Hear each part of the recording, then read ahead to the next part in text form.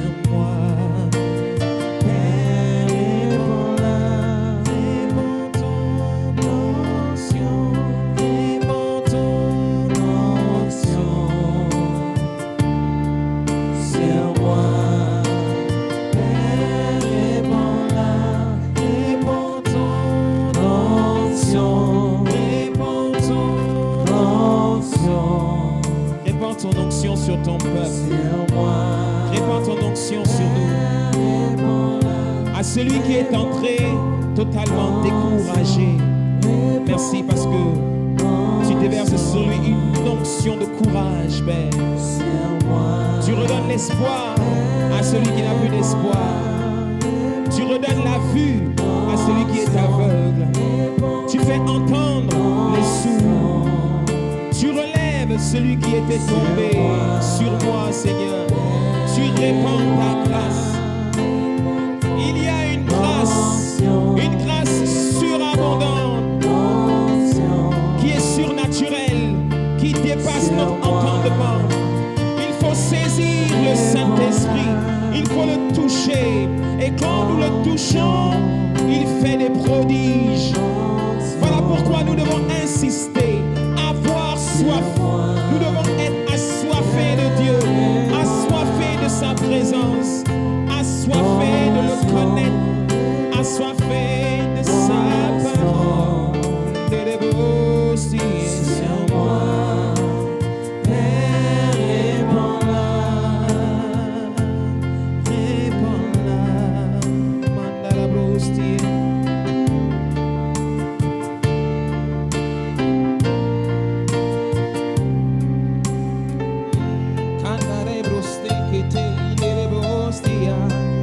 Seigneur, merci pour ta grâce, ton onction, celle que tu déverses encore sur nous. Nous sommes reconnaissants pour l'œuvre que tu as commencé à faire au travers de nous, au travers de mon frère et au travers de ma sœur, au travers de cette église. Nous sommes reconnaissants, Seigneur. Nous ne regardons pas aux choses visibles car elles sont passagères. Nous regardons aux choses invisibles car elles sont éternelles. Voilà pourquoi, Saint-Esprit, merci. Parce que tu es celui qui change notre vision, change notre mentalité, notre manière de penser. Répands ton onction, équipe-nous, oins-nous encore une fois, Seigneur, afin, Seigneur Dieu, d'aller et de faire de toutes les nations des disciples de Christ. Oui, car tu as dit, allez et faites de toutes les nations des disciples. Enseignez-leur à Observez tout ce que je vous ai enseigné. Nous sommes reconnaissants parce que tu parles à nos cœurs. Merci parce que tu lèves au sein de ton peuple des leaders, des géants, des canières d'âme, des personnes qui ont soif de voir ton royaume croître. Voilà pourquoi nous sommes reconnaissants, Seigneur. Merci Jésus. Oh, merci encore pour ces moments. Merci pour ta grâce. Merci pour ta présence. Merci pour tout ce que tu es. Merci pour l'œuvre que tu as commencée. Alors, Seigneur, que nous allons passer à ta parole. Parle-nous, Seigneur. Enseigne-nous tes voies. Fais-nous connaître tes pensées. Car tu as dit dans ta parole, autant les cieux sont élevés au-dessus de la terre, autant mes pensées sont élevées au-dessus de vos pensées. Alors, révèle-nous tes pensées. Fais-nous connaître tes pensées, Seigneur. Nous sommes tout oui, reconnaissants. Merci Saint-Esprit, merveilleux Saint-Esprit, doux Saint-Esprit. Assurément, tu es la personne la plus importante dans ce lieu. Nous t'honorons, nous te donnons toute la place. Glorifie Jésus-Christ encore durant ce temps. Que toute la gloire te revienne au nom de Jésus. Qu'un véritable adorateur se lève et acclame le Seigneur.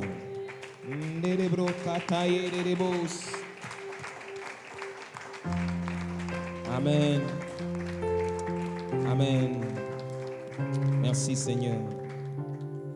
Avant de t'asseoir, je voudrais que tu dises à quelqu'un qui est près de toi que Dieu répande son onction sur toi. Merci. Amen. Gloire à Dieu. Est-ce qu'on peut prendre nos Bibles? La semaine dernière, nous avons commencé une nouvelle série. Dis avec moi la puissance de la vision. Je voudrais que tu ouvres ta Bible dans le livre de Habakkuk au chapitre 1, au verset 1. C'est notre verset de base. Laisse-moi te dire que ce message est un message très important. Dis avec moi la puissance de la vision. La vision est le plus beau cadeau que Dieu ait fait à l'homme. La capacité de voir dans le naturel, dans le surnaturel, dans l'invisible. Voici ce qu'il dit au travers de la bouche du prophète. Habakkuk chapitre 1. Est-ce que tu y es? Si tu es avec moi, dis « Je suis avec toi, pasteur ». Si tu n'y es pas avec moi, dis « Attends ». Attends. Qui a dit « Attends » Luc a dit « Attends ». Qui a dit encore « Attends » Hein? Ou bien tu ne sais pas où se trouve Habakkuk. Si tu ne sais pas où se trouve Habakkuk, tu donnes 100 francs à celui qui est à côté de toi, il va te trouver Habakkuk. Hein? Wow, time, le temps. Habakkuk chapitre 1. Allez, 1, 2, 3, on y va. J'étais à mon poste et je me tenais sur la tour. Je veillais pour voir ce que l'Éternel me dirait et ce que je répliquerais après ma plainte. L'Éternel m'adressa la parole et il dit « Écris la prophétie ». Dis avec moi « Écris la prophétie ». Grave-la sur des tables afin qu'on la lise couramment, car c'est une prophétie dont le temps est déjà fixé. Elle marche vers son terme, elle ne mentira pas. Si elle tarde, attends-la. Dis avec moi, attends-la. Si elle tarde, attends-la. Oui. C'est le 2. C'est le 1 ou le 2? C'est 2. Hein? Waouh. Ouais, c'est une erreur alors. Pas de remarque. C'est Habakkuk 2. Effectivement. Erreur de frappe. Heureusement qu'il y a quelqu'un qui suit tout cela en train de... Hein? Vraiment. J'ai fait exprès de commencer de lire juste pour voir si vous suivez vraiment. Hein? Oh, vraiment. Donc c'est bien le 2. Si elle tarde, attends-la. Car elle s'accomplira certainement. La version Martin, de la Bible Martin, est plus intéressante encore. Il dit, je me tenais en sentinelle, j'étais debout dans la forteresse et faisais le guet pour voir ce qui me serait dit et ce que je répondrais sur ma plainte. Et l'Éternel m'a répondu et m'a dit, écris la vision. Dis avec moi, écris la vision. et l'exprime lisiblement sur des tables, afin qu'on la lise couramment, car la vision est encore différée jusqu'à un certain temps. Et l'Éternel parlera de ce qui arrivera à la fin, et il ne mentira pas. S'il tarde, attends-le, car il ne manquera point de venir, et il ne tardera pas. Amen. Ce passage est un des passages les plus puissants de la Bible. C'est un des passages les plus importants. Pourquoi? Parce que la vision est le don le plus précieux que Dieu a donné à tous les hommes, à chacun d'entre nous. Le gros problème de Dieu, c'est qu'on ne voit rien.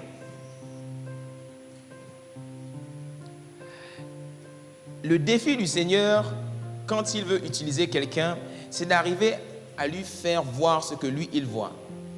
Dieu dit au prophète Jérémie, « Que vois-tu » Il lui dit ça à 2 ou 3 reprises dans le livre de Jérémie. « Que vois-tu, Jérémie » Et le prophète dit, je vois une marmite sur le feu, etc. Je vois ceci, je vois cela. Il dit, ok, si c'est ce que tu vois, voici ce que tu dois dire au peuple d'Israël. Car c'est toujours au travers d'images que le Seigneur parle. Vous n'avez pas remarqué que même tous les enseignements de Jésus, c'était toujours au travers des images qu'il parlait, les paraboles. Amen. C'était au travers des images. Parce qu'en fait, le Seigneur utilisait des images pour nous enseigner des secrets, des vérités cachées du royaume des cieux. Et toi aussi, en chacun de nous, toi aussi, tu as un trésor qui est caché en toi. Quand tu viens au monde, tu n'es pas conscient de ce trésor. Mais le jour où tu rencontres le Seigneur de Jésus-Christ, ce trésor que j'appelle potentiel, ce rêve qui sommeille en chacun d'entre nous, on commence à le percevoir. Le Seigneur te montrera toujours un aperçu de ce à quoi tu es destiné. Mais il ne te montrera jamais le chemin par lequel tu passeras. Amen. Parce que le chemin par lequel tu passeras, il va te le révéler au fur et à mesure. Il dit à Abraham, va vers la montagne que je te montrerai. Amen. Et ensuite, au fur et à mesure qu'Abraham avançait, il lui montrait le chemin. La semaine dernière, on a défini le but. On a fait la différence entre le but et la vision. Le but, c'est la destination finale. Dis avec moi le but. Le but, c'est la destination finale. La vision, on a dit que c'était le chemin par lequel tu vas passer pour atteindre cette destination. Il y a beaucoup d'exemples dans la Bible comme Joseph. Joseph, Dieu lui montre un rêve qu'il ne comprend pas. Il voit 11 gerbes qui sont prosternés devant une gerbe, sa gerbe. Il voit le soleil et la lune et 11 étoiles qui se prosternent devant lui. Et là, tout le monde ne comprend pas. Mais c'est après, des années après, à la fin de sa vie, lorsqu'il a sauvé son peuple, qu'il révèle à ses frères qu'en fait, Dieu a utilisé le mal que vous m'avez fait pour vous sauver. Et il me l'avait montré dès l'âge de 17 ans, même si je ne comprenais pas. Chacun d'entre nous, quand on vient au Seigneur, on vient avec des désirs, avec des choses en nous. Ces choses-là, on les ressent. On vit des expériences dans la vie qui font jaillir des choses qui sommeillent en nous. Mais lorsque l'on rencontre le Seigneur Jésus-Christ, car c'est la première condition pour embrasser la vision de Dieu pour notre vie, parce qu'un païen qui accomplit des choses, même s'il est le patron d'une grande société comme Google, s'il n'est pas en Christ, il a échoué. Amen. Il a échoué. Ne peut accomplir sa destinée que celui qui est en Christ. Quelqu'un peut accomplir de grandes choses sur la terre, quelqu'un peut gagner beaucoup d'argent sur la terre, s'il n'est pas en Christ, il a échoué. Et tout ce qu'il fait, c'est pour rien. Dieu peut aussi utiliser des non-croyants pour pouvoir révéler des choses. Amen. Je suis d'accord aussi avec ça. Car Dieu a utilisé Pharaon pour sauver le peuple d'Israël. Mais n'empêche que quelqu'un qui ne connaît pas le Seigneur, même si Dieu peut l'utiliser, il n'est quand même pas dans sa destinée. Parce que la toute première chose et la chose la plus importante, c'est d'abord que cette personne soit sauvée. C'est pour ça que Jésus-Christ est venu mourir à la croix, pour que nous soyons d'abord sauvés. Une fois que tu es sauvé, maintenant, le Seigneur te dit maintenant, comme il l'a dit à Adam en Éden, sois fécond. Dieu ne peut pas parler à quelqu'un, Dieu ne peut pas te parler s'il n'a pas déjà mis quelque chose en toi. C'est ce que Dieu nous révèle dans le livre de Genèse. À chaque fois que Dieu crée la création, à chaque fois que Dieu crée une créature, il lui parle toujours en lui disant toujours « porte du fruit, sois fécond ». Amen. Sois fécond. C'est pour cela que les paraboles les plus puissantes de Jésus, c'était les paraboles sur l'importance de porter du fruit. Rappelez-vous dans le livre de Luc au chapitre 13, à partir du verset 20, la parabole du vigneron. Le propriétaire de la vigne vint chercher du fruit dans sa vigne et il n'en trouva pas et dit au vigneron, voici 3 ans que je viens chercher du fruit dans ma vigne et je n'en trouve pas. Coupe-le et jette-le au feu. Il occupe l'espace pour rien, inutilement. Donc, notre priorité en tant qu'enfant de Dieu, c'est de trouver la raison pour laquelle nous avons été créés en Jésus-Christ. C'est d'abord notre priorité. C'est la prière la plus importante que l'on doit adresser à Dieu. Amen. Et une fois que tu commences à saisir la vision que tu as pour ta vie, à partir de la semaine prochaine, on commencera à voir comment trouver la vision de sa vie. Mais il y a quand même un indice que le Seigneur nous donne ici. Il dit, écris la vision. En d'autres mots, écris ce que tu vois. Ouais, mais pasteur, je ne vois rien. Moi, quand je ferme les yeux, je broie du noir. Tu vois quelque chose. Et je vais te dire, qu'est-ce que tu vois? Ce que tu vois, c'est ce qui s'exprime en toi comme des désirs. Des choses que tu désires.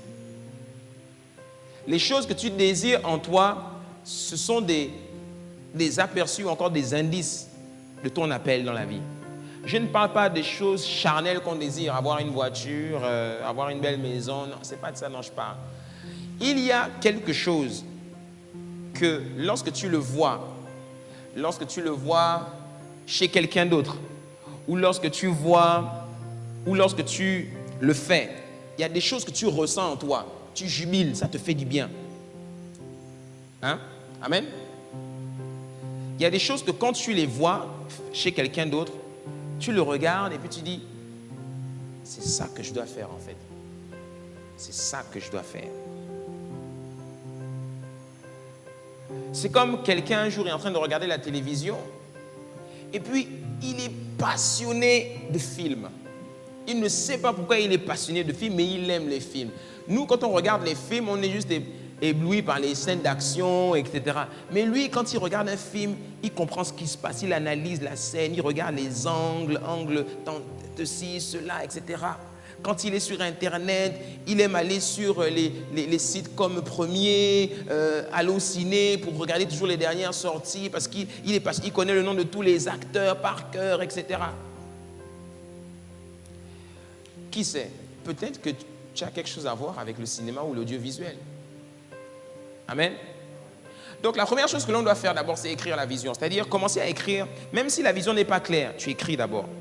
Tu écris ce que tu ressens, tu écris ce que tu vois, tu écris ce que tu entends dans ton esprit. Tu écris. Même si tu écris 100 pages, tu écris.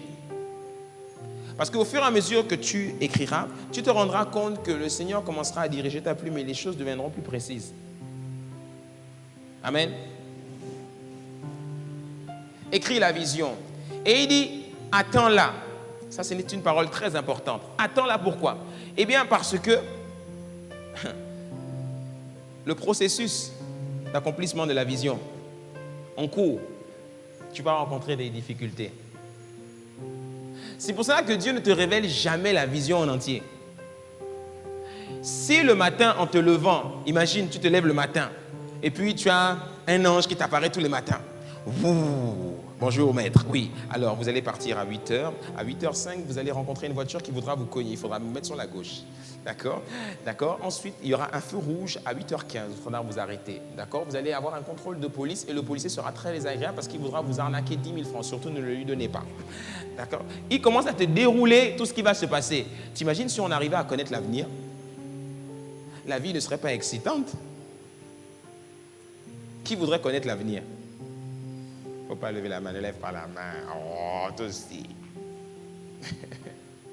Car Dieu ne te révélera jamais l'avenir comme ça. Dieu ne révèle pas l'avenir à n'importe qui. Sois reconnaissant du présent. Laisse partir le passé. Ce qui a été fait est fait. Le futur, n'en demande pas trop à Dieu. Dis-lui par ta grâce. Et sois reconnaissant d'aujourd'hui. De ce que tu as et de ce que tu peux faire aujourd'hui. Amen. Attends-là, pourquoi? Parce que le rêve que tu as dans ton cœur, le rêve que nous avons en chacun d'entre nous, je t'assure, ce sera compliqué pour le réaliser. Regarde, la maison du bâtisseur, cette église, tu n'as pas vu comment c'est compliqué? Parfois, le pasteur est même obligé de s'occuper de tout. Il y a plein de monde dans la salle, mais c'est lui qui est obligé de s'occuper de ça. Parce qu'en fait, parfois, certaines personnes ils font comment? Joe, c'est ta vision, bats-toi. Bats-toi tout seul pour ta vision. Bats-toi. Mais par la grâce de Dieu, tu vas te rendre compte que le jour où le Seigneur va te révéler ta vision, le jour où tu vas commencer à te préoccuper de ta vision, regardez-moi. Le jour où tu vas commencer à te préoccuper de ta vision, tu vas commencer à travailler pour l'accomplissement de la vision, ce jour-là, tu vas te rendre compte que le Seigneur va t'envoyer des gens. Toujours. Et des moyens. Toujours. Parce qu'il y a d'autres personnes qui ont reçu la même vision que toi. C'est pour cela qu'il est important de connaître la vision, oui. Et il est aussi important de se lever pour commencer à travailler pour cette vision. Parce que la destinée de beaucoup de gens est liée à ton engagement. Si tu ne te lèves pas, il y a beaucoup de gens qui ne trouveront pas leur voie. Oui.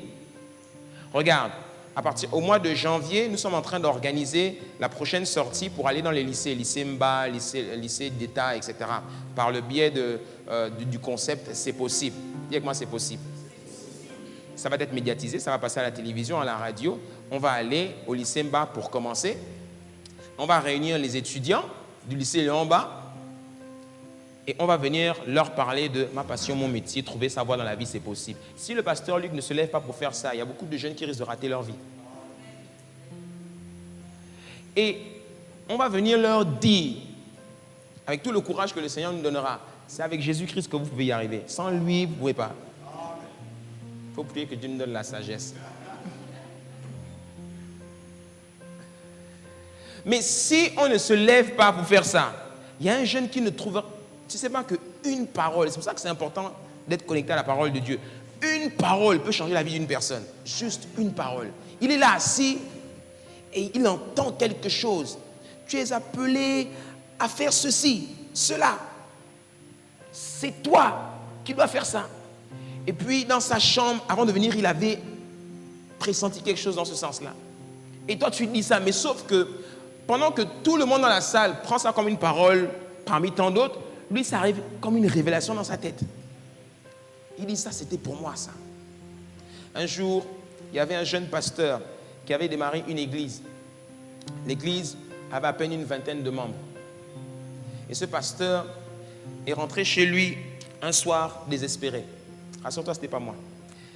Il est rentré désespéré ce soir-là à la maison et il disait, Seigneur, qu'est-ce qui se passe avec ton église? Pourquoi ton église ne grandit pas? Pourquoi l'église n'avance pas? C'est dur, c'est dur. Est-ce que vraiment tu m'as appelé? Il commençait à douter même de son appel, etc. Et là, il s'assoit dans son bureau, à la maison, et puis il se rend compte qu'il y a un serviteur de Dieu qui est de passage dans sa ville, Tommy Barnett. C'est le pasteur d'une très grande église aux États-Unis. Il dit, je vais aller à ce séminaire. Il va au séminaire et il s'assoit dans un coin de la salle et il suit le séminaire. Il suit le séminaire. Et là, le pasteur est saisi du Saint-Esprit et le pasteur dit, le Seigneur t'a appelé pour bâtir un grand peuple, tu vas avoir une grande église, tu seras un pasteur de renommée mondiale, etc. Tu vas changer des vies. Tout le monde était là, amen, comme dans les églises, alléluia. Il dit, tu seras pasteur d'une église, mais il y en a, ils savent qu'ils ne sont pas pasteurs, mais ils se lèvent, amen. Mais lui, il est resté assis à sa place. Il est resté assis à sa place et il écoutait les paroles attentivement. Et dans son esprit, au plus profond de lui, il savait que c'était Dieu qui était en train de lui parler. Ce pasteur s'est levé, il est reparti avec tout le courage que Dieu lui a donné. Il a persévéré, il a bâti l'église et aujourd'hui ce pasteur, c'est le bishop T.D. Jakes. Ouais. Vous imaginez s'il avait renoncé? Vous imaginez s'il avait renoncé? C'est pour cela que même si elle tarde, attends-la. Amen. Attends-la. Dans le livre de Éphésiens, pour aller rapidement là-dessus, la semaine dernière, j'ai dit quoi? J'ai dit que Dieu a un plan. D'accord? Le plan de Dieu, c'est de ramener les nations à lui. Le plan de Dieu, il est global. Mais dans le plan global de Dieu, il y a les plans, le plan qu'il a de manière individuelle pour chacun d'entre nous. Dieu a un plan pour toi. Dis avec moi, Dieu a un plan pour ma vie. Dieu a un plan pour ta vie, ça c'est sûr. Ta priorité, c'est de connaître ce plan. Si tu ne découvres pas ton appel, ta destinée, parce qu'il dit aussi dans le livre de Romains au chapitre 8, au verset 29, « Toutes choses concourent au bien de ceux qui aiment Dieu et qui sont appelés selon ses desseins. » Chacun d'entre nous, on est appelé dans un domaine bien spécifique. Chacun d'entre nous. Et ça, tu dois le découvrir. Comment?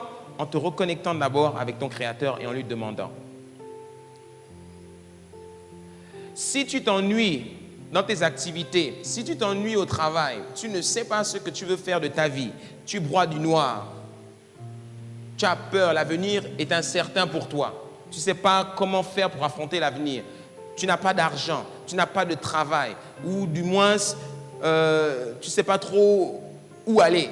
Le pasteur parle de vision, c'est intéressant, mais je ne sais pas, etc. Rassure-toi, Dieu a un plan. Ce que Dieu attend de toi, c'est que tu viennes t'asseoir à ses pieds et que tu prennes le temps de l'écouter. Ce matin, je me suis levé, j'étais dans mon bureau et je voulais prier. Je voulais commencer à prier et puis je voulais élever la voix, tout ça. Et puis, j'étais en train d'écouter un orateur. Parce que dès que je me suis levé, je ne sais pas pourquoi, j'ai allumé mon ordinateur et puis j'ai mis ce pasteur et j'ai commencé à l'écouter. Parce que parfois, quand je l'écoute, ça me fait beaucoup de bien. Et puis quand je l'écoutais, j'écoutais. Et là, j'entends une parole. Bam. Et la parole dit, la prière, c'est toi qui parles, c'est Dieu qui écoute. La méditation, c'est Dieu qui parle et c'est toi qui écoutes. Passe plus de temps à écouter Dieu qu'à parler. Parce que les chrétiens, vous parlez beaucoup. Et puis, au moment où Dieu veut parler, vous dites Seigneur, Amen, bonne journée. Et tu t'en vas. Dieu dit, mais je n'ai pas parlé encore. C'est un dialogue. Ce n'est pas un monologue. Toi, tu es là pendant 2 heures, 1 heure. Oh Seigneur, oh, tu te chauffes, tu te motives, tu transpires. Oh, je sens que là, j'ai prié. Dieu, il a dit, mais moi, je ne parle pas. À quel moment tu m'écoutes? À quel moment tu m'écoutes? Mais il faut que je te révèle mes plans. Il faut que je te révèle mes secrets. À quel moment je parle? Voilà pourquoi sur 1 heure de prière, tu dois arriver à avoir 15 minutes dans la prière, dans l'adoration, 45 minutes dans la méditation. Si tu arrives à tenir 2 heures, sur les 2 heures, fais 45 minutes de prière et 1h15, tu es dans la méditation. Tu es assis dans le calme. Et quand on dit méditation, là, c'est le calme. Tu t'isoles. Bon, quand tu as une fille comme ma fille qui rentre sans cogner, bon, c'est compliqué. Mais tu t'isoles. S'il faut aller à l'extérieur, tu t'isoles et tu te mets avec ta Bible et tu écoutes le Saint-Esprit. Dis avec moi, écoutez le Saint-Esprit. Je t'assure que quelqu'un qui médite beaucoup, un jour on aura un enseignement sur le secret de Isaac. La Bible dit que Isaac sortait méditer dans les champs le matin très tôt.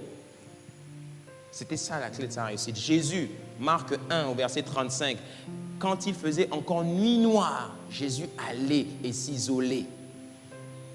C'était ça le secret de la réussite de Jésus. Parce que tout simplement, c'est là qu'il entendait la voix du Père. C'est pour ça qu'il était puissant. Mais tu vas te rendre compte que chaque fois que tu ne prends pas le temps d'aller écouter Dieu seul, tôt le matin, la journée en général, c'est... Le problème que tu as avec la vision, c'est lequel? C'est que tu n'entends pas la voix de Dieu te parler dans ton cœur. Parce que tu regardes avec les yeux. Tes yeux sont trop distraits. C'est pour ça qu'on a dit que la vue, c'est la fonction des yeux. La vision, c'est la fonction de l'esprit. Amen. C'est très important. Et Dieu, parce qu'il a un plan, il faut que tu prennes le temps de t'asseoir à ses pieds pour qu'il te parle. Beaucoup d'enfants de Dieu aujourd'hui sont dans la confusion parce qu'ils ne prennent pas le temps de s'asseoir au pied de Dieu pour que Dieu leur parle. Pasteur, comment faire pour entendre la voix de Dieu? Enseignement, entendre la voix du Saint-Esprit, le tuteur royal. Va acheter le CD. Amen. Mais Dieu parle. Dis avec moi, Dieu parle. Dieu parle. Donc la plus grande tragédie dans la vie n'est pas la mort, mais de vivre une vie sans but et sans vision. Parce que Proverbe 16,4 dit que Dieu a tout fait pour un but, même le méchant pour le jour du malheur. Et parce que chacun d'entre nous, on est destiné à quelque chose, il est important pour nous que l'on trouve ce chemin, cette voie. Amen. Quand Dieu t'appelle, il te donne une vision pour ta destinée. Si tu n'as pas de vision pour ta vie, tu es en danger. Là, je sonne la sonnette d'alarme, là. Quelqu'un qui ne sait pas où il va, quel que soit son âge, il est en danger. Et c'est un fléau dans notre pays, le Gabon.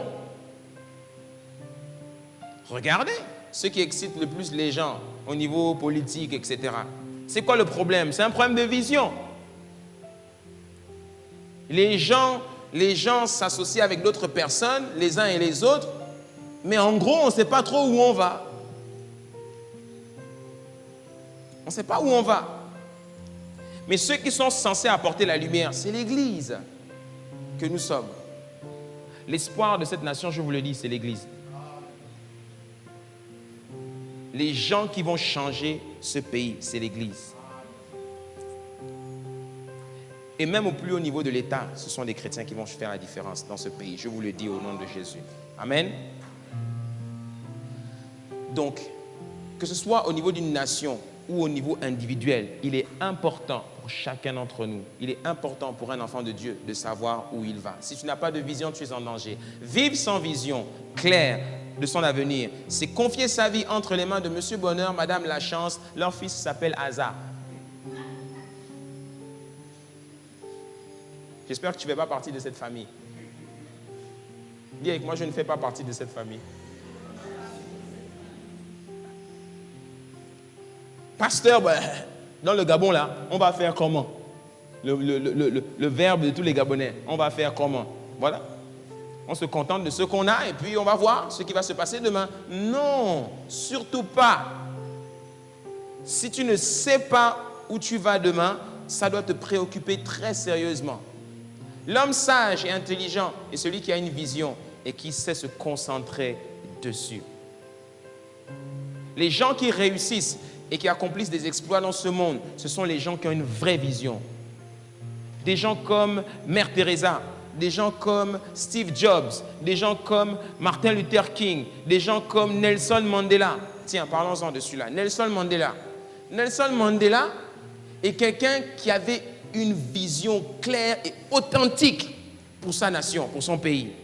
Quand il a été persécuté et qu'il a été mis en prison, Nelson Mandela a eu toutes les plus belles propositions qu'on aurait pu faire à un homme. Il a toujours refusé parce qu'il savait que la vision qu'il avait un jour, elle s'accomplirait. Et Nelson Mandela a accepté de rester 27 ans dans une prison d'à peine 10 mètres carrés. C'est puissant, hein? C'est pour ça que c'est un homme exceptionnel que l'humanité n'oubliera jamais. Nelson Mandela était mort à lui-même. Ce n'était plus lui qui possédait la vision, c'est la vision qui le possédait. Et ça, je t'assure, si tu prends ce principe-là et que tu l'appliques à la plupart des autorités de nos pays, tu vas te rendre compte que les 3/4 sont déjà disqualifiés. Le jour où Dieu va te révéler la vision pour ta vie, tu dois être prêt à mourir pour cette vision. Le problème avec beaucoup de gens, c'est qu'ils ne sont pas prêts à mourir. C'est comme par exemple, ici, la maison du bâtisseur. Moi, un jour, j'ai dit à Dieu, Dieu, ce n'est pas mon église, c'est ton église. Ok, je ne connais pas tout. D'accord. Mais si vraiment, de chez vraiment, tu m'as appelé, ce n'est pas mon église, c'est ton église. Si l'église là meurt, je meurs avec l'église là. Si elle réussit, je réussis avec. Amen. Mais une chose est sûre, ce n'est pas mon église, c'est ton église. De même, quelle que soit la vision que Dieu va te donner, tu dois être prêt à tout faire, à mourir pour cette vision. Le rêve là qui bouillonne dans ton cœur que tu veux réaliser, en montant, descend, peu importe, ce rêve, je vais l'accomplir. Et je vais tout faire, je vais mettre tous les moyens qu'il faut pour l'accomplir. Pas d'option, pas d'alternative, pas je vais risque de faire autre chose parce que je n'ai pas les moyens, etc. Non, si c'est ça que Dieu m'a donné comme vision, alors il va envoyer la provision et je réussirai. Amen. C'est très important. Rapidement, qu'est-ce que la vision? Eh bien, la vision,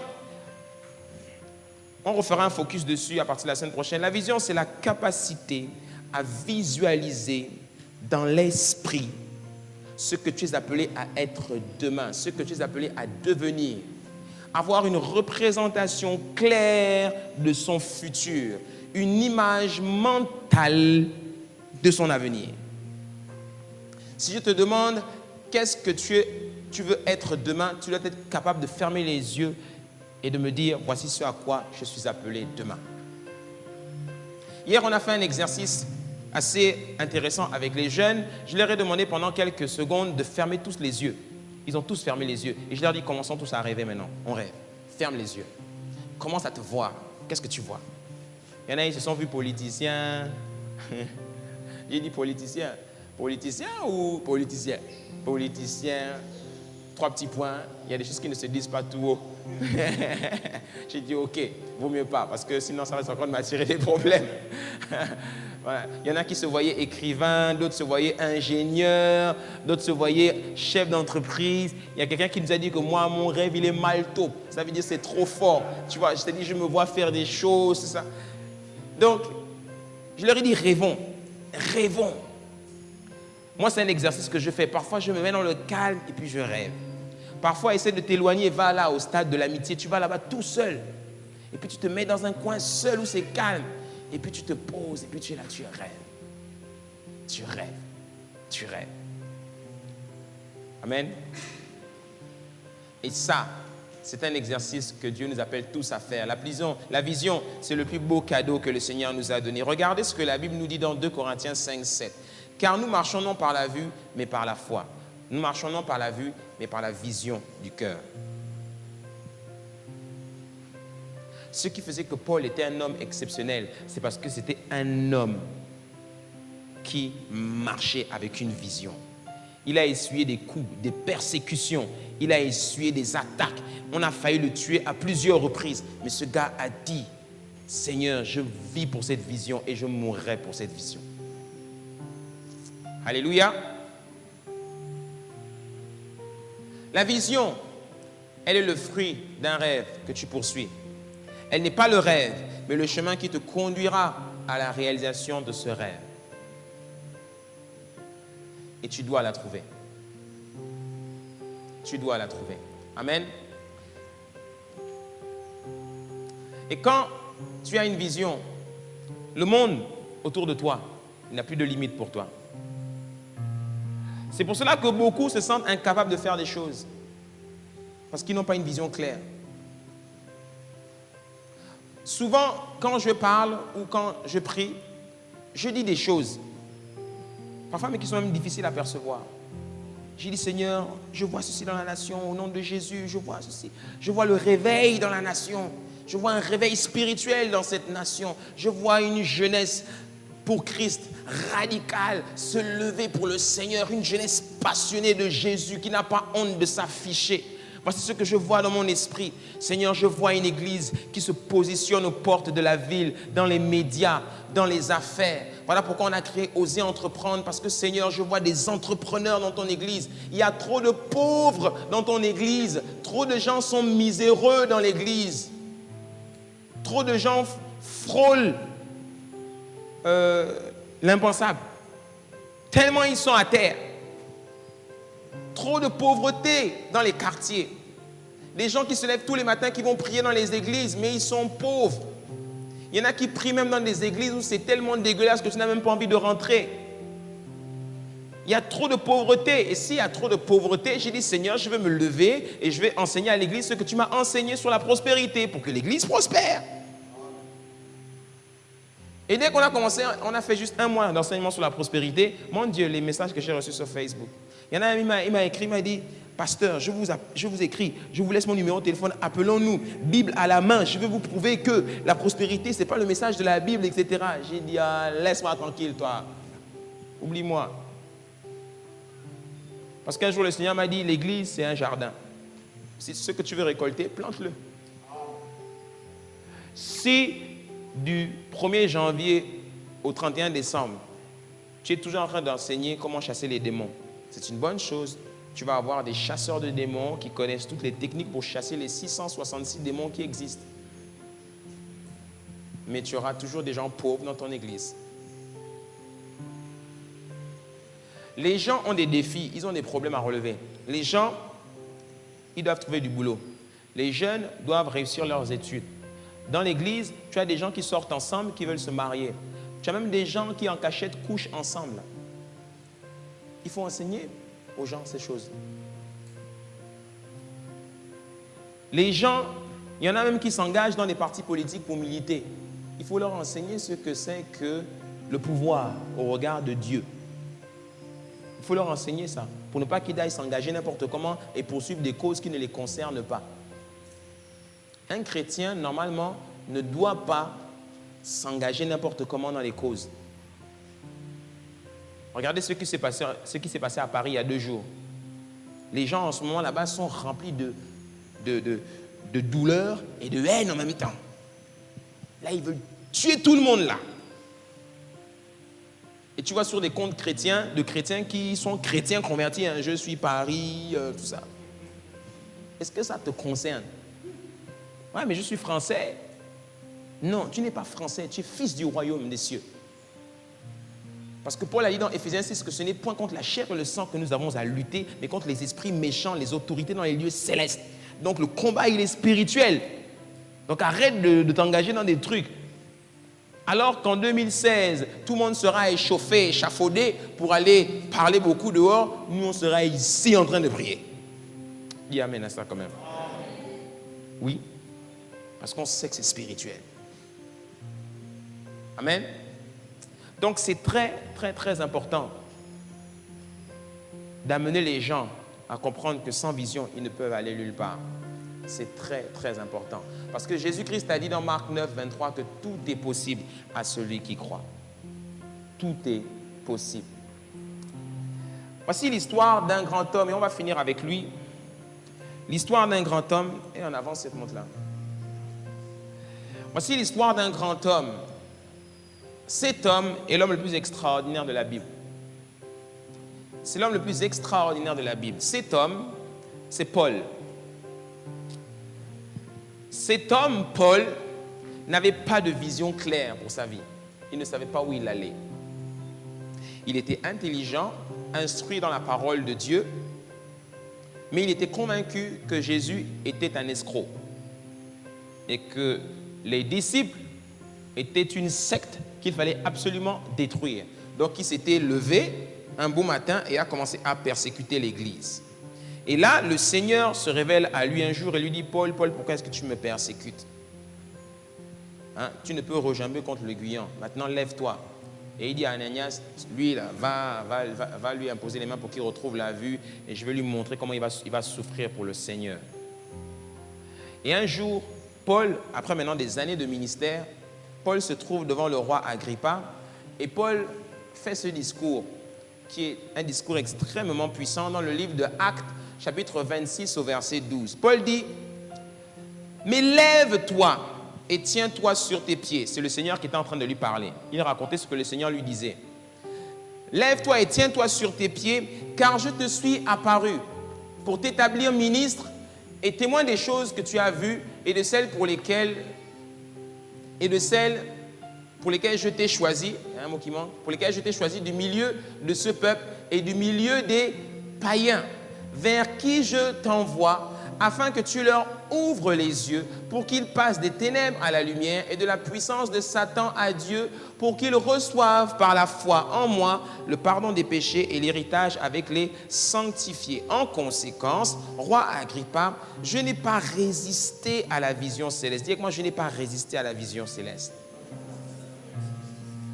À ceux de Damas, d'abord, puis à Jérusalem, dans toute la Judée et chez les païens, j'ai prêché la repentance et la conversion à Dieu avec la pratique d'œuvres dignes de la repentance. Je n'ai pas résisté. Ça, c'est un point extrêmement important. Le jour où tu reçois quelque chose du Seigneur pour ta vie, tu ne peux pas résister. C'est plus fort que toi. Si Dieu te montre ton appel, tu pourras aller trouver d'autres boulots ailleurs, mais ce truc-là reviendra toujours, parce que c'est ce à quoi tu es destiné. Amen. Et je veux aller même encore plus loin. Tu vas te rendre compte que si Dieu tient vraiment à ce que tu rentres dans ton appel, même Jonas a menti. Il va tout faire pour te ramener. Et Dieu est capable de te casser les dents, et de te faire souffrir jusqu'à ce que tu entres dans ton appel. Si quelqu'un est appelé au ministère, une fois j'étais en train de regarder une vidéo du prophète Séverin Kakou, le défunt Séverin Kakou, l'ivoirien. Il était en Martinique. J'ai toujours la vidéo, une vidéo vraiment puissante. Il était en train de prier, s'apprêtant à rentrer dans son message. Et là, conduit par l'esprit, il dit, j'ai envie de rentrer dans mon message, mais c'est comme si on dirait le Saint-Esprit m'interpelle pour quelqu'un ici. Il dit, cette personne, ça fait des années que Dieu t'a dit de te lancer dans le ministère et d'ouvrir l'église. Depuis, tu ne le fais pas. Et Jésus-Christ me dit aujourd'hui qu'il t'attend au carrefour et il ne bougera pas. Donc aujourd'hui, lève-toi et crée cette église. Et quand il dit ça, la caméra qui est en train de filmer, elle fait... C'est le caméraman lui-même qui tombe.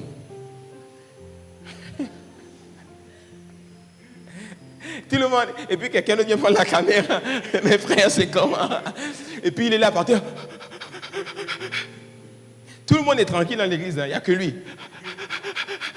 Et le pasteur fait, c'est lui, c'est lui, c'est lui. Et puis il se lève en pleurant, oh pardon Seigneur, pardon, pardon, je vais obéir, pardon. Il essaie de résister. Dieu a dit, il faut que tu te lèves, parce que en tant que pasteur, quand il va créer l'œuvre, il y a beaucoup de vies qui vont être sauvées. Et si Dieu, je connais quelqu'un d'autre, il me racontait un jour son témoignage que Dieu l'appelait au ministère, mais lui ne voulait pas y rentrer. Dieu l'avait interpellé à plusieurs reprises par des prédications, par des pasteurs qui avaient parlé sur lui, etc.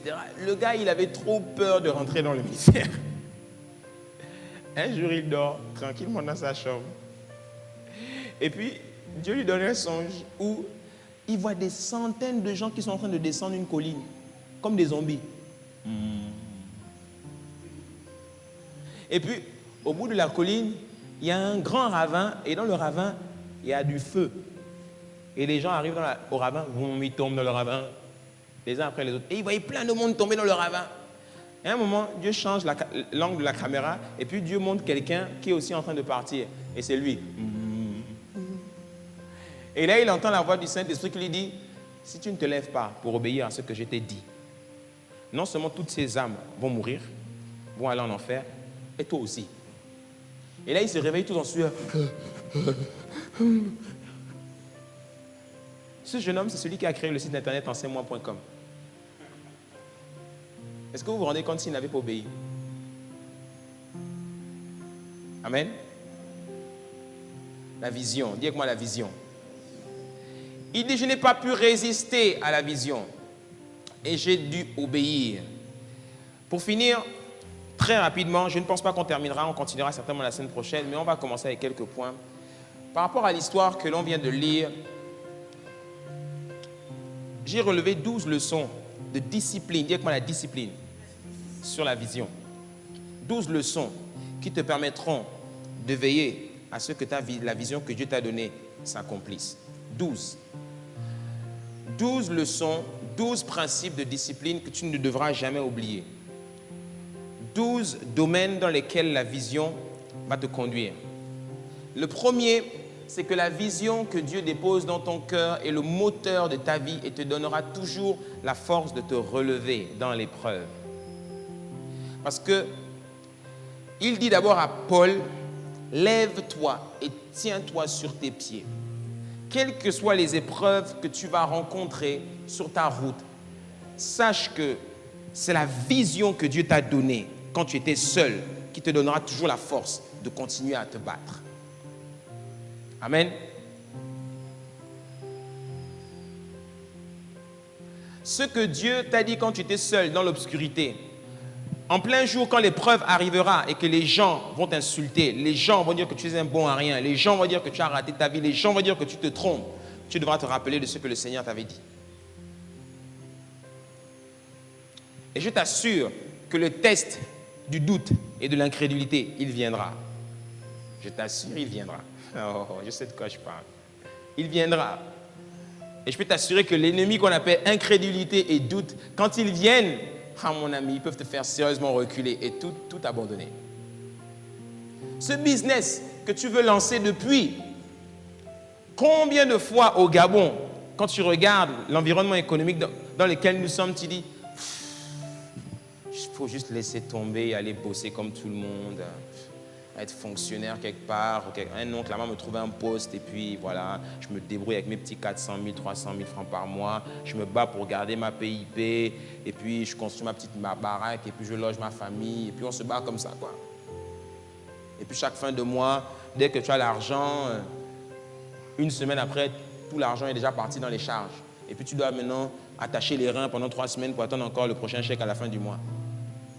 Alors que Dieu te dit, je t'ai appelé à créer ce business. C'est moi qui t'ai donné ce rêve. Si je t'ai donné cette vision, je te donnerai aussi la provision. Amen. La Bible dit dans Proverbe 24, verset 16, 7 fois le juste tombe et il se relève. 7 fois il tombe, mais il se relève toujours. Le juste, c'est qui? Le juste, c'est celui qui est en phase avec la parole que le Seigneur lui a donnée. C'est lui le juste. Et quelles que soient les épreuves, il se relèvera toujours.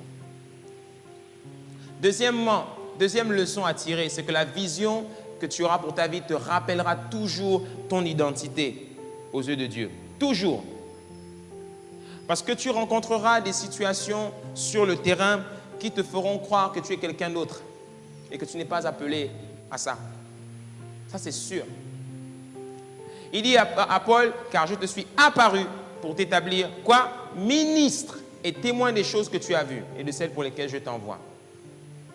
Tu es appelé à être ministre, tout comme Jérémie a été appelé à être prophète. Avant que tu ne fusses formé dans le sein de ta mère, je te connaissais, Jérémie. Je t'avais établi prophète des nations. De même, le jour où Dieu va te parler, il va te révéler exactement qui tu es. Peut-être que tu ne verras pas à 100% exactement qui tu es, mais il te révélera ce à quoi tu es appelé.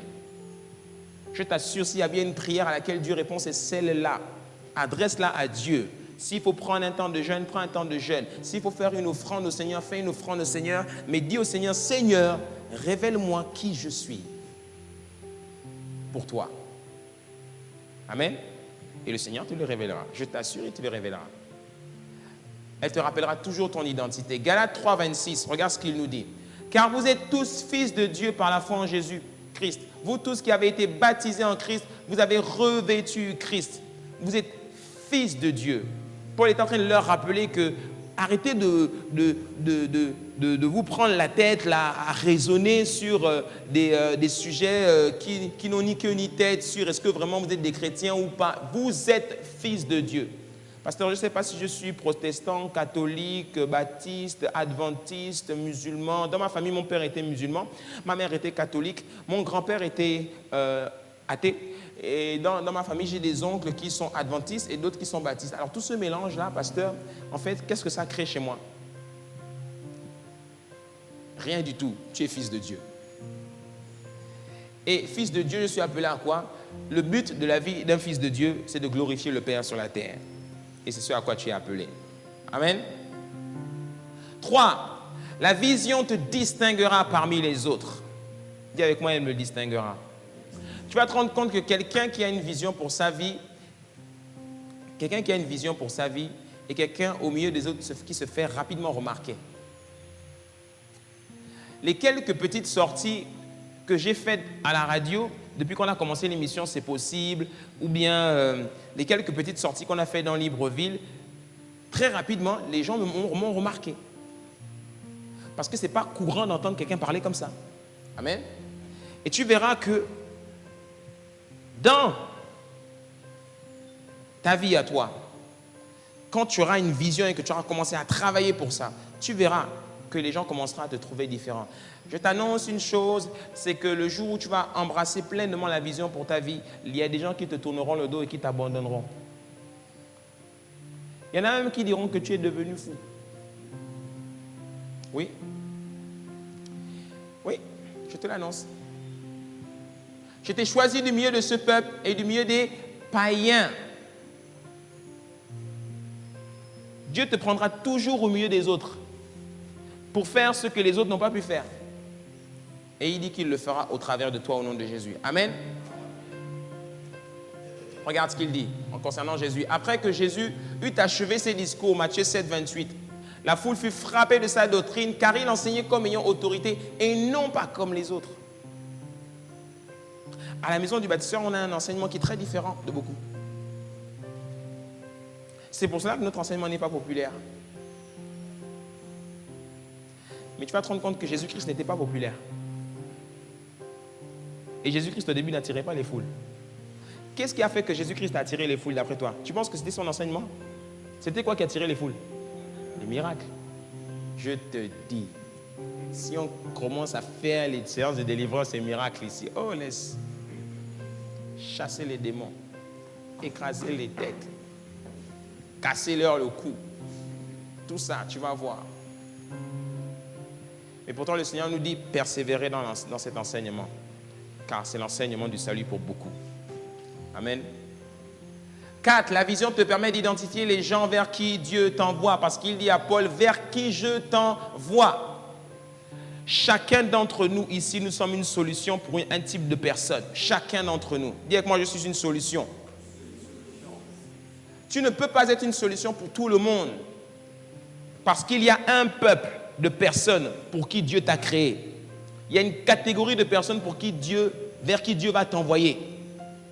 C'est ce que la Bible appelle ethnos. Quand Jésus-Christ dit « allez et faites de toutes les nations », le mot grec derrière le mot nation traduit en français, c'est le mot ethnos. Ethnos qu'on a traduit, d'où est sorti le mot ethnie. C'est-à-dire une catégorie de personnes. Il y a les Batéké, les Obamba, les Mienais, etc. C'est tous des Gabonais, mais ils sont tous différents les uns des autres. On distingue une ethnos par un certain nombre de caractéristiques telles que la langue, la morphologie, etc. Les Téké, ils sont toujours petits et trapus. Nous sommes des exceptions. Les Nzébi, ils ont leur particularité. Les Fans, les Fans, ce sont des cas, les Fans. Ah, ce sont des cas. Oh, dans ce pays-là, les Fans. Oh, c'est eux qui se font le plus remarquer. Les Fans, les Fans, ils sont toujours en tribu. Ils sont très soudés, très famille. Ils s'aiment beaucoup. Il ne faut pas toucher à un. Quand tu as touché à un, tu as touché à toute la famille. Quand tu as épousé une, tu as épousé toute la famille. Tu as épousé la fille d'autrui, tu vois tous les frères qui débarquent à l'improviste. Même à 1h du matin, ils viennent chez toi. C'est quoi? Tu as épousé notre soeur, non? Tu as épousé notre soeur, on t'a donné notre soeur. Donc, on est chez toi. On vit chez toi. Ils viennent, ils rentrent dans ton frigo, ils mangent, ils se serrent, ils dorment chez toi. Tout. Les frères, ils sont comme ça. Tout. Tu vis maintenant avec eux. Donc, si tu as la composition d'un franc et d'un miennet, ça, c'est un mélange il y a un qui se reconnaît. Ça, c'est un mélange explosif. Parce que les francs et les miennets ne peuvent pas se sentir dans ce pays-là. Donc, quand tu viens dire à tes parents, maman, je vous ramène l'homme de ma vie. Oui. Dis quoi? C'est un franc. Oh! Pas ouais? Non, pas chez nous. Mais maman, je l'aime. Non. Zélé. Et si tu persistes, tu vas voir que ça va être un combat. Mais le pire, c'est qu'entre eux-mêmes, les Mienais, c'est compliqué. Tu as déjà vu une famille Mienais où tout le monde est d'accord, où tout le monde s'aime? Les Mienais, il n'y a pas pire comme famille où ils se détestent, ils s'entretuent, la sorcellerie, tout. Chez les Mienais, tout chez eux. C'est compliqué. Je sais de quoi je parle, je suis Mienais.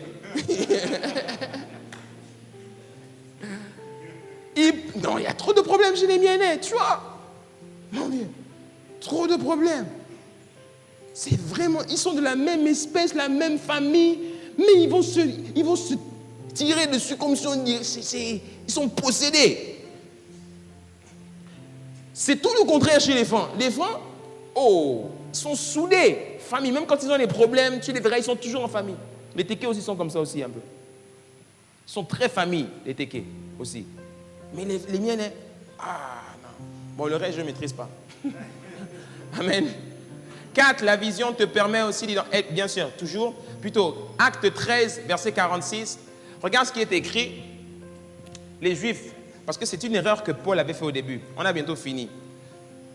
Les Juifs, acte 13, 46, voyant la foule, furent remplis de jalousie et ils s'opposaient à ce que disait Paul en le contredisant et en l'injuriant.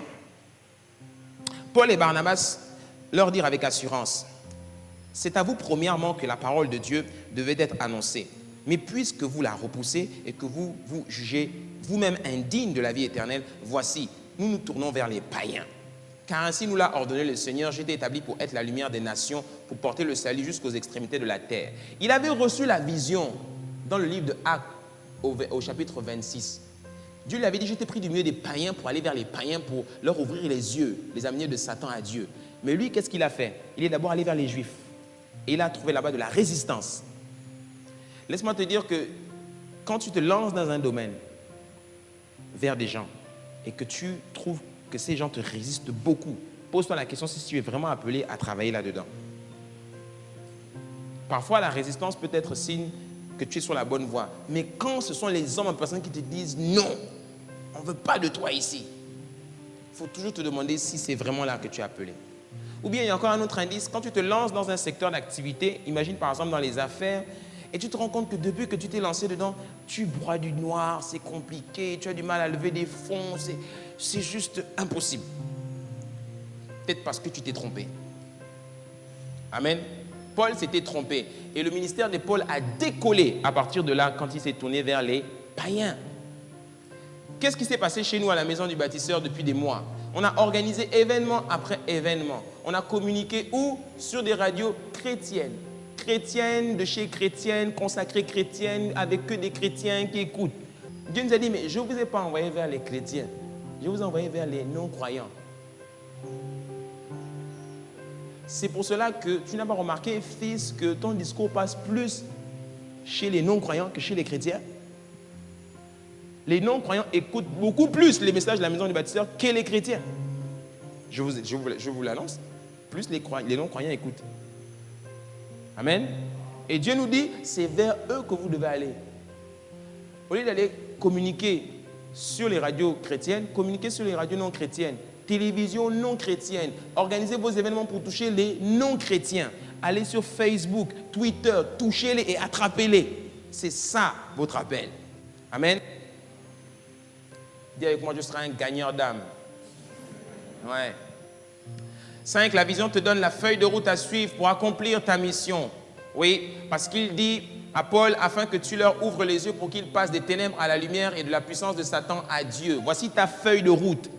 Ta feuille de route, c'est que les gens passent de la lumière, des ténèbres à la lumière. Donc ne va pas vers les gens qui sont déjà éclairés. Ce n'est pas là-bas que je t'ai appelé. C'est vers les gens qui sont dans les ténèbres pour que tu les ramènes à la lumière. Ce sont les gens qui sont dominés par Satan pour que tu les ramènes à Dieu. C'est ça ton appel, Paul. Et toi aussi, la vision que Dieu va te donner, tu dois être capable de l'écrire clairement sur un papier pour savoir exactement là où tu dois aller. Toute entreprise dans la place, elle a une feuille de route. Même un ambassadeur, quelqu'un ici disait qu'il voulait être ambassadeur. Même un ambassadeur, avant de partir dans son pays, le président de la République lui remet une lettre de mission. Cette lettre de mission, c'est sa feuille de route pour qu'il ne s'en détourne pas. Amen. C'est très important ça. On reviendra dessus. Donc Paul, il connaissait sa feuille de route. Et la vision, elle te permettra de rester concentré sur l'objectif que le Seigneur t'a donné. Alléluia. Amen. Si tu es d'accord avec moi, fais ça. 6. La vision t'impose un type d'amis à fréquenter. Dis avec moi les amis. Il y a une chose que tu dois savoir. Regarde ce que la Bible nous dit. Dans le livre de Actes, chapitre 12, verset 25, Barnabas et Saul, ou encore Paul, après s'être acquittés de leur message dans une ville quelconque, s'en retournèrent de Jérusalem, emmenant avec eux Jean et un surnommé Marc. Marc était un jeune homme que Paul avait bien aimé.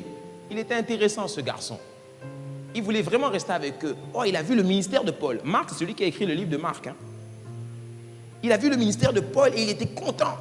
Il voulait vraiment annoncer l'évangile avec Paul. Oh, c'est un grand ministère, ça. Oh, le pasteur, lui, qu'il a un grand ministère. Oh, vraiment, on va rester à la maison du bâtisseur. Oh non, c'est un grand ministère. Sauf que quand ils ont commencé à se faire persécuter, on a commencé à prendre les cailloux pour leur lancer. Vous savez, pendant que Paul et Barnabas allaient au front, Marc, qu'est-ce qu'il a fait? Il est parti. Et c'est ce qui s'est passé qu'est-ce qui s'est passé dans Acte 15 au verset 37, un peu plus loin? Eh bien, il y a eu une violente dispute entre Barnabas et Paul à cause de Marc. Regardez, Barnabas voulait emmener aussi Jean, surnommé Marc, mais Paul jugea plus convenable de ne pas prendre avec eux celui qui les avait quittés depuis la Pamphylie et qui ne les avait point accompagnés dans leurs œuvres ou encore leurs épreuves. Ce dissentiment fut assez vif pour être cause qu'ils se séparèrent l'un de l'autre. Les amis, les mauvais amis sont comme ça. Ils séparent les gens. Et Barnabas, prenant Marc avec lui, s'embarqua pour l'île de Chypre. Paul fit choix de Silas et partit recommandé par les frères à la grâce du Seigneur. Ce gars, Paul n'en voulait plus parce qu'il les avait abandonnés quand c'était difficile. Tu reconnaîtras les vrais amis dans les moments d'épreuve. Les vrais amis, tu les reconnais quand c'est difficile. Pas quand tout va bien, mon ami. Oh, quelqu'un sait de quoi je parle? Ouais. Quand tu as une grande vision pour ta vie, tu ne peux pas te payer le luxe de marcher avec n'importe qui.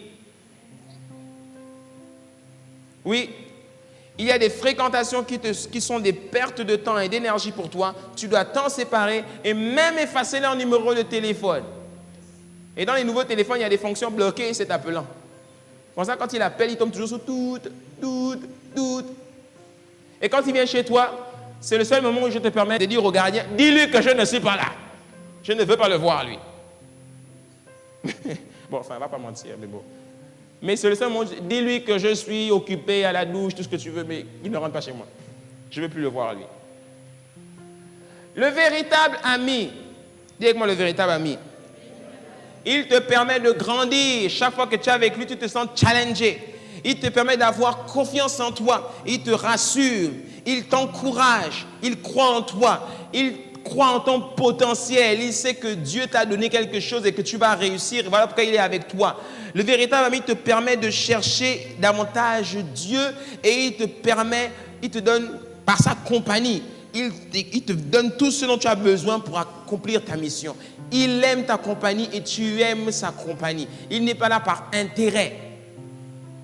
En temps d'épreuve, il est bien plus qu'un ami, il est un frère. S'il y a des gens qui vous ont tourné le dos quand tu avais des problèmes, ces gens-là, zappez. Dis avec moi, zappez. Non, pas ne les fréquente plus, zappez. Zap. Ils étaient zap, comme à la chaîne à la télévision. Je ne veux plus te voir. Quand ils t'appellent, ne décroche pas. Ces amis sont des tueurs de potentiel. Dis avec moi les tueurs de potentiel. Ce sont des gens, la vision que tu as en toi, le potentiel que tu as en toi, quand ils sont là, même leur présence est un danger pour la vision. Ce sont des gens, quand tu commences à leur partager ta vision, quand tu commences à leur partager ce que tu veux faire plus tard, ton rêve, oh, toi aussi, vraiment, le Gabon, il n'y a rien, tu vas aller où avec ça, laisse ça, oh, toi aussi, franchement. Mais non, toi aussi, allons là-bas, arrête de faire, tu rêves quoi là? Entrepreneur, toi aussi, depuis que tu fréquentes l'église du pasteur Luc Ondias, là, vraiment, tu es devenu bizarre, hein? Oh, tout le temps, tu parles maintenant de business, entreprise, tout ça là, hein? On est des fonctionnaires ici. Oh, vraiment. Tu le regardes, tu fais, éloigne-toi de moi, Satan. Éloigne-toi de moi, vite. Amen. On va avancer.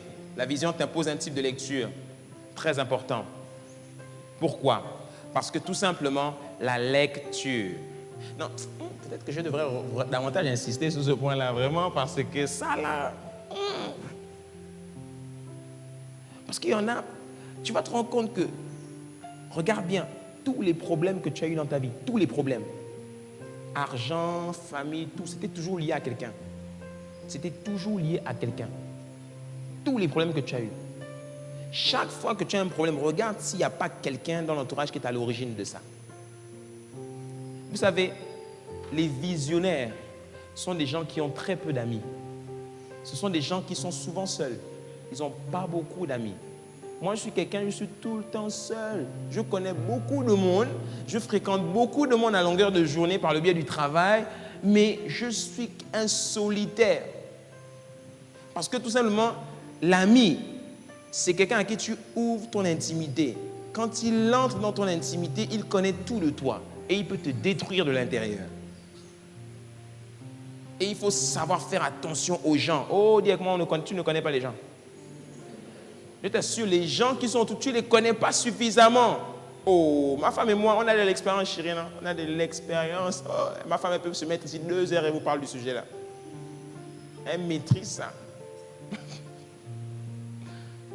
Les amis, dis-moi les amis. Quoi? Il faut faire très attention aux gens que tu laisses entrer dans ton environnement. Que ce soit des gens de la famille. Il y a des gens dans ta famille à qui tu dis trop de choses. Tu es trop collé à eux. Il y a des gens, ils sont tellement attachés à leur famille, tellement, que la famille a accès à tout le foyer. Ta famille sait tout ce qui se passe chez toi. Et tu ne te rends même pas compte que ça détruit ton conjoint. Ton conjoint, ça crée même des disputes dans la maison parce que le conjoint dit, mais ta famille, là, on n'a pas épousé ta famille, bon sang. Ils sont dans tout ce qu'on fait. Ils savent tout ce qui se passe à la maison. Ils sont toujours en train de donner leur avis et tu es toujours en train de les écouter. Arrête un peu. C'est moi que tu as épousé, non? Dis prêche, pasteur, prêche.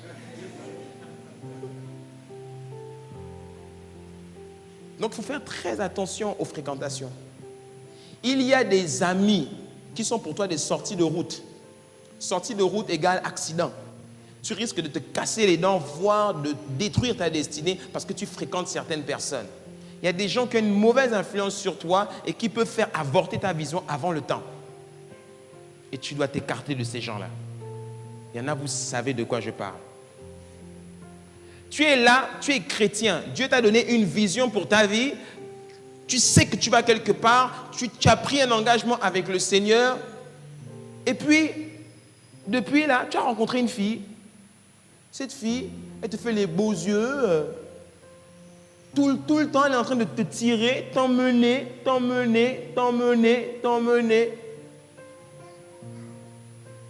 Et puis un jour, un peu, ça va. Oh, c'est quelle manière de dire bonjour ça. Tu ne viens pas te voir qu'elle t'a salué comme le serpent salue.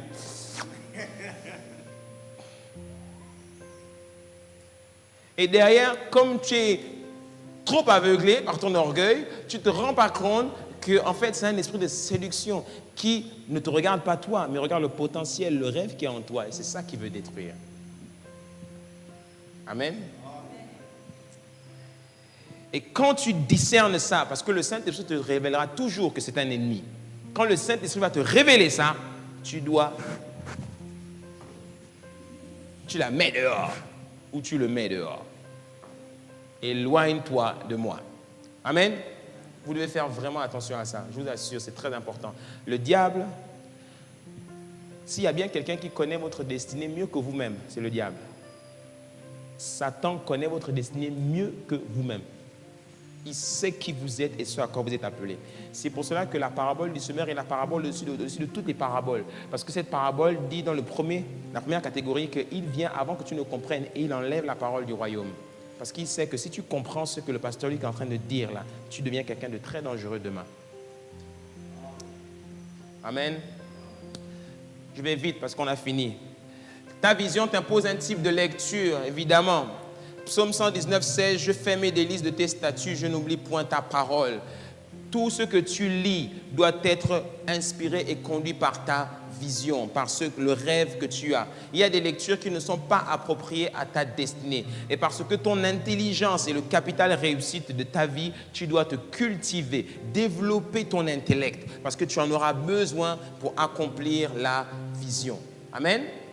8. La vision t'impose une bonne gestion de ton énergie. Parce qu'il y a beaucoup de gens qui ont du mal à avancer avec le Seigneur parce que souvent ils sont confrontés à des ennemis tels que la paresse, l'assoupissement ou encore la fatigue. Parce qu'ils ne savent pas discipliner leur corps. 1 Corinthiens 6, 19 dit « Votre corps est le temple du Saint-Esprit. » En d'autres mots, votre corps, vous devez l'entretenir parce que vous avez besoin de votre corps pour accomplir ce que Dieu veut faire avec vous. Il y en a, on ne prend pas soin de notre corps. Pourtant, notre corps est très important. Le jour où tu perds ton corps, c'est ce jour-là où tu dois partir de la terre, rentrer à la maison. Voilà pourquoi ton corps, tu dois en prendre soin. Amen. C'est très important. Il faut apprendre à discipliner son corps, à canaliser son énergie. Arrêtez d'être tout le temps fatigué. Quelqu'un qui me sort, « Pasteur, je n'ai pas pu venir le dimanche matin parce que j'étais fatigué. » Mais c'est le jour justement où tu étais fatigué que Dieu a envoyé la parole qui t'était destinée. Et tu es passé à côté de ta destinée. Ouais. Apprendre à se coucher tôt pour se lever tôt et consacrer du temps à la vision. Parfois, il est même bien de te lever et de travailler vers 3h, 4h du matin. Parce que c'est là que tu es vraiment dans le calme et que tu réfléchis pendant que tout le monde dort. Dieu, c'est quelqu'un de la nuit. Dis avec moi, Dieu, c'est quelqu'un de la nuit. Oui, Dieu parle beaucoup la nuit. C'est pour ça que Jésus-Christ restait tout le temps éveillé la nuit. Jésus-Christ n'a pas remarqué qu'il dormait beaucoup pendant la journée parce que la nuit, il était éveillé. Les sorciers sortent la nuit. Les démons sortent la nuit parce que c'est dans la nuit que tout se passe. Toi, tu te lèves à 10h. Merci Seigneur pour la journée. Ils ont déjà blindé le terrain pendant que toi, tu dormais la nuit.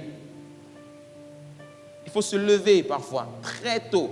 Les gens qui réussissent, ce sont les gens qui se lèvent tôt. Amen. 9. La vision t'impose une bonne gestion de ton temps. Ça se rejoint. 1 Corinthiens 6, 12. Tout m'est permis, mais tout n'est pas utile. Tout m'est permis, mais je ne me laisserai pas asservir à quoi que ce soit. En d'autres mots, le temps que tu as est la ressource la plus importante que tu as à ta disposition pour atteindre tes objectifs. Tu dois apprendre à bien gérer ton temps. Malheureusement, les Gabonais sont des gens qui gèrent très mal leur temps. Le retard, c'est dans les gènes. Mais au nom de Jésus-Christ, Dieu vous a régénéré. Il faut apprendre à gérer son temps. Le jour où Dieu va te donner un rêve, créer une entreprise, faire des choses, le temps est très important pour toi. Et tu dois gérer correctement ton temps. Amen.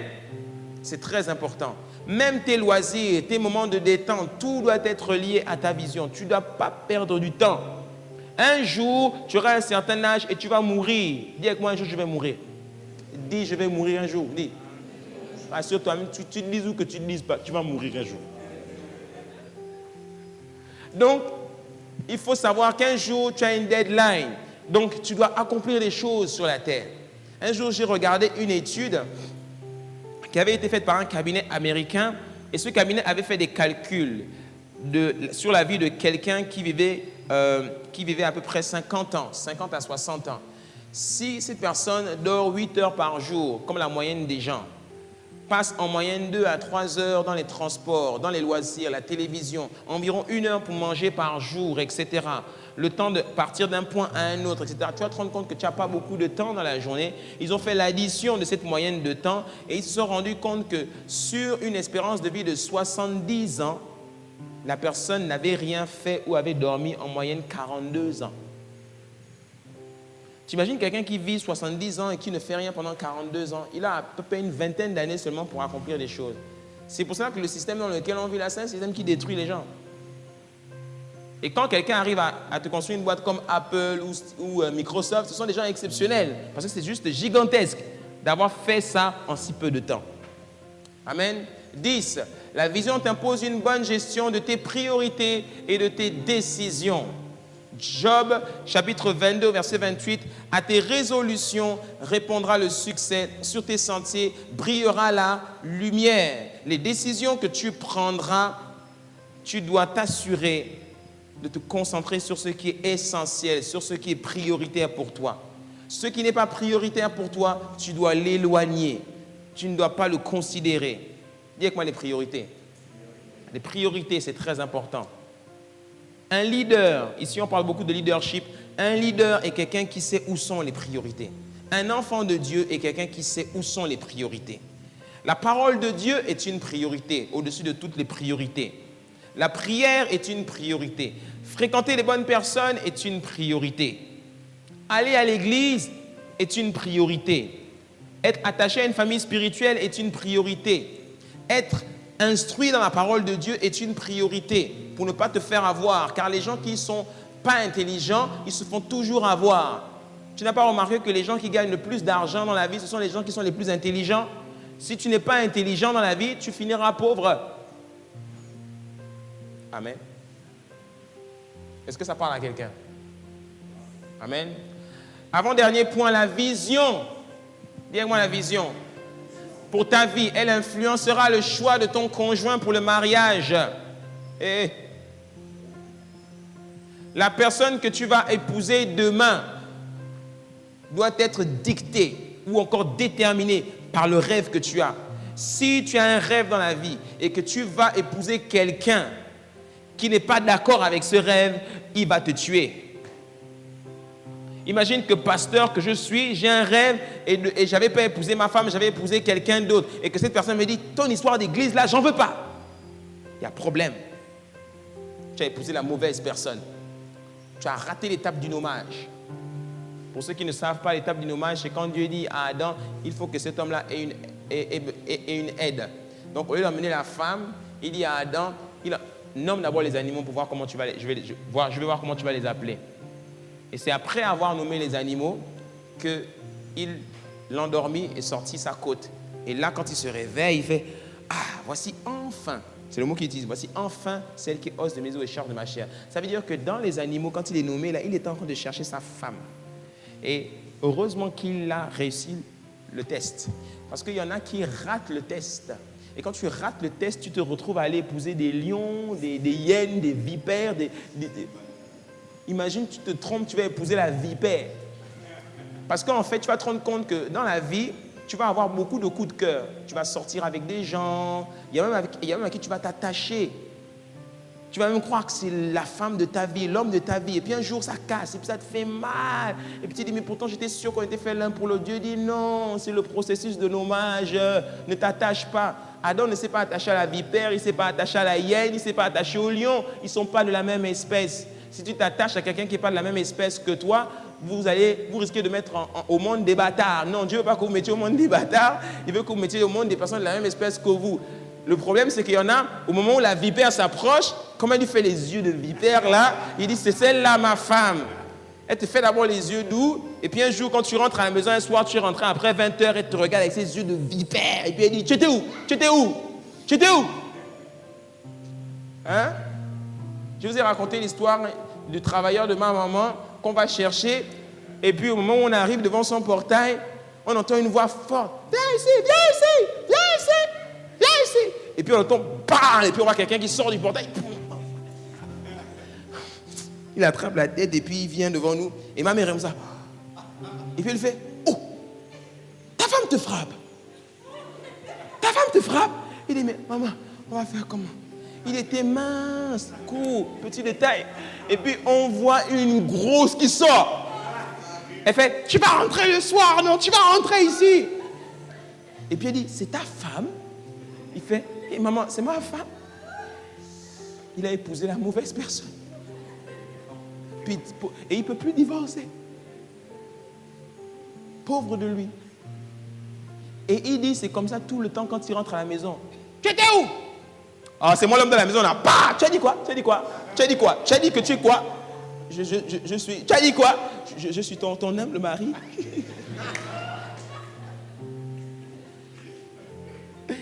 Hein? Et là, tu te rends compte que tu n'as pas épousé une femme. Tu as épousé tout sauf une femme. Donc, le mariage, c'est très, très, très important. Amen. C'est très important. Il ne faut pas choisir la mauvaise personne. Et enfin, le dernier point, la vision te dicte comment gérer et où investir ton argent. C'est très important. Parce que tout simplement, Dieu mettra des ressources entre tes mains et tu auras besoin de ce que Salomon dit dans Proverbe 3 au verset 13. Heureux l'homme qui a trouvé la sagesse. Celui qui manque de sagesse est celui qui fera n'importe quoi avec l'argent que Dieu lui donnera. Et si tu n'as pas la sagesse, eh bien, tu risques de t'attirer des problèmes, voire de finir pauvre. Et tu auras besoin d'argent pour accomplir la vision que Dieu t'a donnée. Quel que soit le projet que tu auras, le rêve que tu auras dans ton cœur, tu auras besoin d'argent. Amen. L'argent, c'est le nerf de la guerre. 1 Pierre 4, 10 dit, comme de bons dispensateurs des diverses grâces de Dieu, vous devez apprendre à gérer ce que Dieu vous donne. Amen. C'est très important. Est-ce qu'on peut acclamer le Seigneur?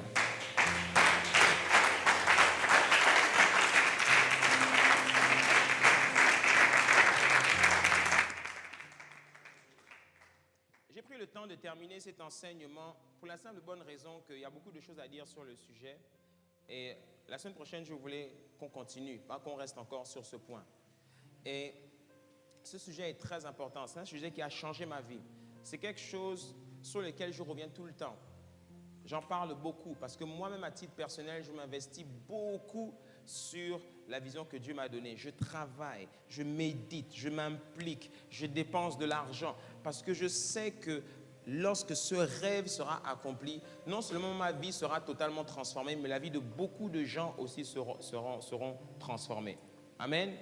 Et parce qu'il y a beaucoup de vies qui sont liées à ta vie, à ton appel, à ton engagement, alors Dieu veut s'assurer que tu comprennes ces choses. Alléluia. Je voudrais qu'on incline la tête et qu'on prie.